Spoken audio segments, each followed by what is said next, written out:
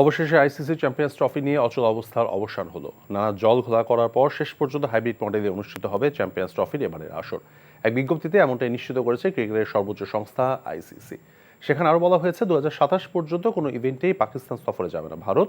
একইভাবে আগামী 3 বছর ভারত সফর করবে না পাকিস্তান। বৈশ্বিক ইভেন্টগুলোতে ভারত কিংবা পাকিস্তান আয়োজক হলে চিরপ্রতিদ্বন্দ্বীদের বিরুদ্ধে ম্যাচগুলো আয়োজন হতে পারে নিরপেক্ষ কোনো ভেন্যুতে, যা চূড়ান্ত হবে আয়োজক বোর্ডের প্রস্তাব এবং আইসিসির অনুমোদন সাপেক্ষে। চ্যাম্পিয়ন্স ট্রফির জন্য নিরপেক্ষ ভেন্যু হিসেবে সংযুক্ত আরব আমিরাতের নাম আলোচনায় আছে, তবে শ্রীলঙ্কায়ও ম্যাচ হওয়ার সম্ভাবনা উড়িয়ে দেওয়া যাচ্ছে না।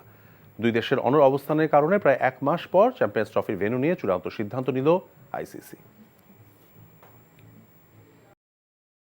যা দেখেছি সেটা তো স্বাভাবিক কোনো বিষয় না। যার ব্যথা সেই বুঝে। আজকে একটা বিশেষ কারণে দেরি হয়ে গেছে। বিশেষ কেউ নয় তো যার জন্য দেরি হলো। সেই মানুষটা সবসময় আমাকে বলতো সে আমাকে তার নিজের থেকেও বেশি ভালোবাসে। ভুলতে বলছি না আমি। তবে কি বলছেন? কি দেখে যে লোকটাকে ভালোবেসেছিলি? আমার মেয়েটার বিয়েটা এতদিনে হয়ে যেত। এমনটা হবে কে জানতো। রতন ভাই। আরে আমার ফুফাতো ভাই। ও হ্যাঁ, কি হয়েছে?